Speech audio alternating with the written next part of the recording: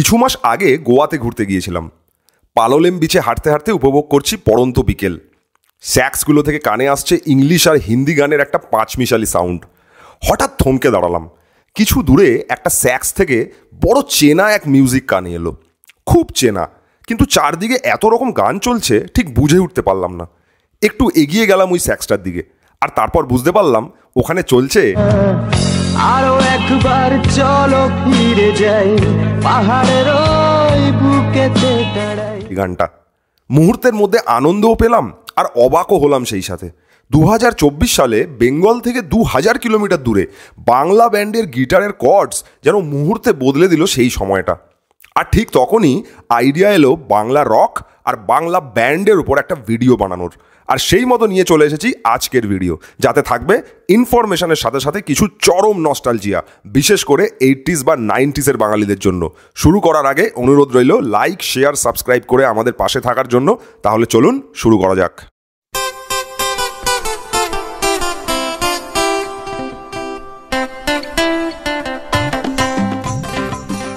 70-এর দশকের মাঝামাঝি বাংলা গানের ডায়েট হিসেবে বাঙালিদের কাছে ছিল রবীন্দ্রসঙ্গীত, আর.ডি. বর্মন, মান্না দে, হেমন্ত মুখোপাধ্যায় এরা।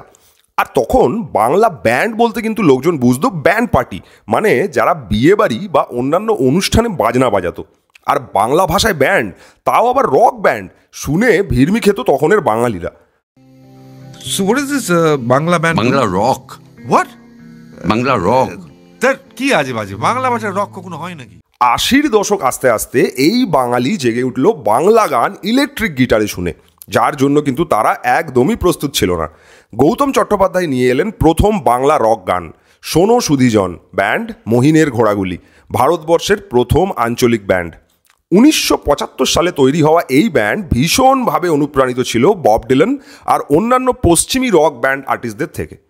এই ব্যান্ড মহিনের ঘোড়াগুলি খুবই সীমিত কমার্শিয়াল অ্যাটেনশনের কারণে ভেঙে পড়লেও এই সময় গৌতম চট্টোপাধ্যায় প্রচুর ইয়াং ট্যালেন্টকে উৎসাহিত করেন বাংলা ব্যান্ড বানানোর স্বপ্নকে পূরণ করার জন্য। আর শুরু হয় একটা সাংস্কৃতিক অভিযান। ফলস্বরূপ 1995 সালে লঞ্চ হয় মহিনের ঘোড়াগুলি সম্পাদিত বাংলা গান আবার বছর 20 পরে, যার পরবর্তী রক ভার্সন পৃথিবী দারুণভাবে হিট হয়। এখানে বলে রাখি, গৌতম চট্টোপাধ্যায়ের কম্পোজিশন হলেও যারা এই অ্যালবামে প্রাণ ভরে দিয়েছিলেন সেই ব্যান্ডের নাম ছিল ক্রসউইন্ডস, যেটা লিড করেছিলেন নীল মুখার্জি। এর পরের 6টা বছর ছিল এই কাহিনীতে বিস্ফোরণ। এন্ট্রি হয় বাংলা রক ব্যান্ডস ক্যাকটাস, অভিলাষা, পরশ পাথর, ভূমি, চন্দ্রবিন্দু, লক্ষ্মীছাড়া আর ফসিলসের। এখানে বলে রাখা ভালো, রক মিউজিকের 2টি ভার্সনের ব্যাপারে। 1 নম্বর সফট রক, 2 নম্বর হার্ড রক। সফট রক মানে একটা টাইপের মিউজিক যেটা ফোকাস করে লিরিক্স আর মেলোডির ওপর।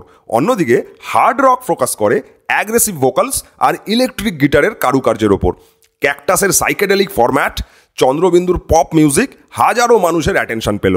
সাথে যোগ দিল পরশ পাথর আর লক্ষ্মীছাড়া, আর সেই সাথে ভূমি নিয়ে এলো বাংলা রক আর ফোকের একটা ফিউশন। আর ফসিলসের হাত ধরে বাংলা রক কালচারে এলো এক নতুন শুরু, যা বাঙালি কখনো ভাবতে পারেনি। এবারে চলুন দেখা যাক কি মাধ্যমে বিস্তার পেল এই বাংলা রক। সর্বপ্রথম যে মাধ্যম ছিল সেটা হলো রেডিও। 2003-এর কাছাকাছি রেডিও কিন্তু পশ্চিমবঙ্গ তথা ভারতবর্ষে দারুণভাবে জনপ্রিয় ছিল।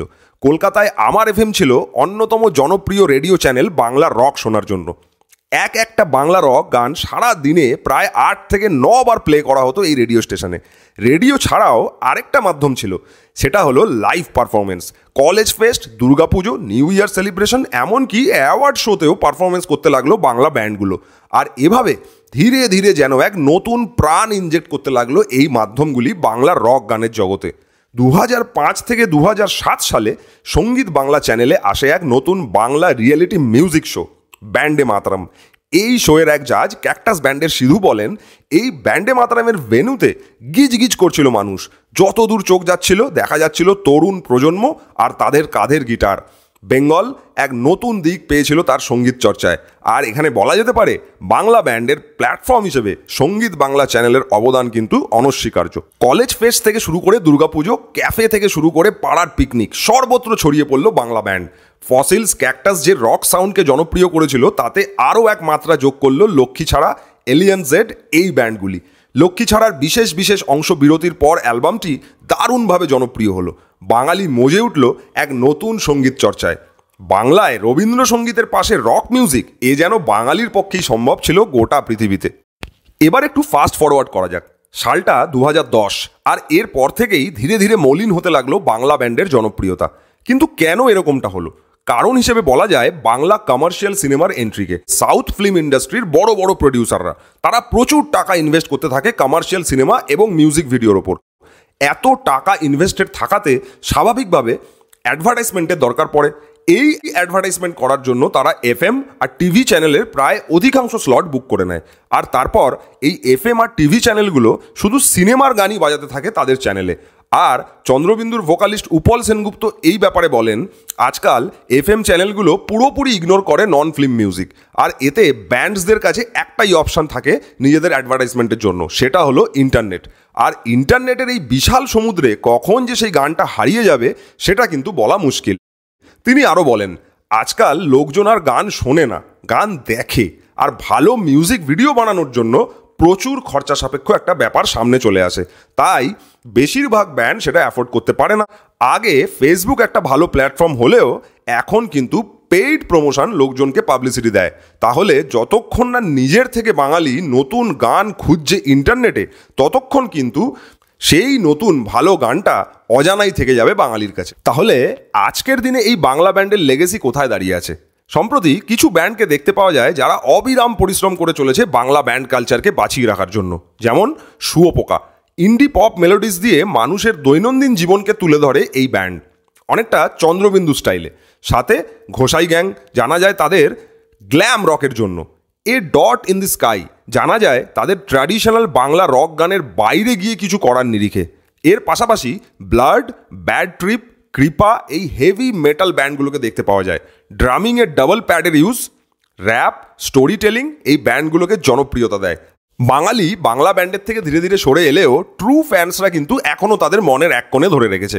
2017 সালে নজরুল মঞ্চে আয়োজিত রেডিও মির্চির মির্চি জলসাঘর দারুণভাবে জনপ্রিয় হয়। শোনা যায় অডিয়েন্স খোড়ো আমার ফসিলস গানটা নিজেরাই পুরোটা গায়, যেখানে ব্যান্ড শুধু মিউজিক প্লে করে। বাংলা রক মেন স্ট্রিম না থাকতে পারলেও অমর হয়ে রয়েছে তার শ্রোতা বা ট্রু ফ্যান্সদের কাছে। এর উদাহরণ পেতে আউটসাইড কলকাতার শোগুলো লাইভ গিয়ে দেখার অনুরোধ রইল। গৌতম চ্যাটার্জি বলেন, আজকের দিনে আউটসাইড কলকাতায় যখন পারফর্ম করতে যান, ইলেকট্রিক গিটারের ফার্স্ট নোট বাজতেই দর্শকদের উল্লাস এটা প্রমাণ করে দেয় বাংলা রক কিভাবে গ্রাসরুট লেভেলে মানুষের সাথে কানেক্ট করতে পেরেছে। তাহলে এই ছিল বাঙালি আর বাংলা ব্যান্ডের আজকের গল্প। সেই সময়ের বাংলা ব্যান্ড ফ্যান্সরা কমেন্ট করে জানান আপনাদের মতামত বাঙালি ও বাংলা ব্যান্ড নিয়ে। ভিডিওটা ভালো লাগলে শেয়ার করুন সেই ট্রু ফ্যান্সদের সাথে। শেষে এতটাই বলবো, আরেকবার চলুন ফিরে যাই ওই স্টেজটার সামনে গিয়ে দাঁড়াই।